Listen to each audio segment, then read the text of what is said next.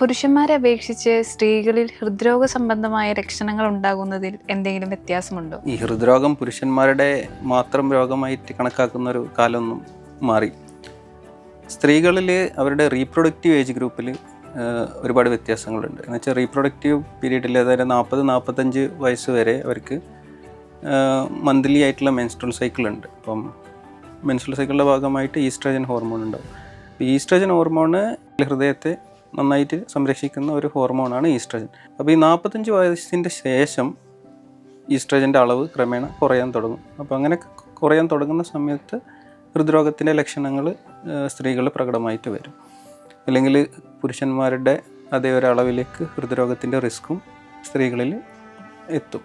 സ്ത്രീകളിൽ മാത്രമായിട്ടുള്ള risk factors എന്ന് പറഞ്ഞാൽ അവർക്ക് ഈ പ്രസവ സമയത്ത് ഉണ്ടാകുന്ന പ്രമേഹം, അതായത് ജെസ്റ്റേഷണൽ ഡയബറ്റീസ് എന്ന് പറയും. അതുപോലെ മിക്ക സ്ത്രീകൾക്കുള്ളതാണ് പോളിസിസ്റ്റിക് ഓവേറിയൻ ഡിസീസ്, PCOD, അങ്ങനത്തെ അസുഖങ്ങൾ. ഇതൊക്കെ ഹൃദ്രോഗത്തിൻ്റെ സാധ്യത വർദ്ധിപ്പിക്കുന്ന ഘടകങ്ങളാണ്.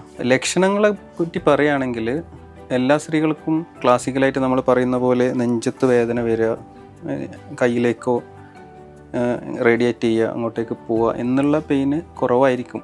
അധികം സ്ത്രീകളിലും അങ്ങനെയാണ് കാണാറ്. കൂടുതലായിട്ടും സ്ത്രീകളിൽ കാണപ്പെടുന്നത് അവർ കൂടുതൽ എഫേർട്ട് ചെയ്യുന്ന സമയത്ത്, അതായത് കുറച്ച് കൂടുതൽ എഫേർട്ട് ചെയ്യുക അല്ലെങ്കിൽ എക്സേർട്ട് ചെയ്യുന്ന സമയത്ത് അധികവും ഈ നമ്മുടെ മുകൾ ഭാഗത്ത്, ചെസ്റ്റിൻ്റെ മുകൾ ഭാഗത്തേക്കും തൊണ്ടയുടെ ഭാഗങ്ങളിലേക്കും ഒരു പെയിന് പോലെ, പലരും അത് അസ്വസ്ഥത എന്നാണ് പറയുക. ഒരു അസ്വസ്ഥത ഉണ്ട്, അതായത് നടക്കുന്ന സമയത്ത് എനിക്ക് നോർമൽ അല്ലാത്തൊരു ഫീലിംഗ് എന്നാണ് പല സ്ത്രീകളും പറയുക. ഒരു പെയിനായിട്ട് ക്ലാസിക്കലി പറയില്ല, അവർ പറയുക ഒരു അസ്വസ്ഥത, അത് ഇവിടുന്ന് ഇങ്ങനെ തുടങ്ങി ചങ്കിൻ്റെ ഈ ഒരു വശത്തേക്കൊക്കെ വരുന്നുണ്ട്, താടിയിലേക്ക് വരുന്നുണ്ട് എന്നുള്ളൊരു സിംറ്റം പറയുകയാണെങ്കിൽ നമ്മളത് കാര്യമായിട്ട് എടുക്കണം. അതൊരു ഹാർട്ട് ഡിസീസിൻ്റെ ലക്ഷണമായിട്ട് എടുക്കാം. പിന്നെ സ്ത്രീകൾ കൂടുതലായിട്ട് പറയാറ് ക്ഷീണമാണ്, അമിതമായിട്ടുള്ള ക്ഷീണം. ഇത്രയും കാലം ഇങ്ങനെ ഒരു ക്ഷീണം ഞാൻ അനുഭവപ്പെട്ടിട്ടില്ല, പക്ഷേ ഇപ്പോൾ കുറച്ച് 1-2 മാസമായിട്ട് കുറച്ച് ക്ഷീണം കൂടി വരുന്നുണ്ട്. വീട്ടുജോലികളൊന്നും ചെയ്യാൻ വയ്യ, കുറച്ച് നമ്മൾ നടക്കുമ്പോഴോ അല്ലെങ്കിൽ വീട്ടിലെ ജോലികൾ ചെയ്യുമ്പോൾ തന്നെ ഭയങ്കരമായിട്ട് അമിതമായിട്ട് ക്ഷീണം അനുഭവപ്പെടുന്നു എന്നുള്ളൊരു കംപ്ലയിൻറ്റ്സ് സ്ത്രീകളിൽ കാണാറുണ്ട്.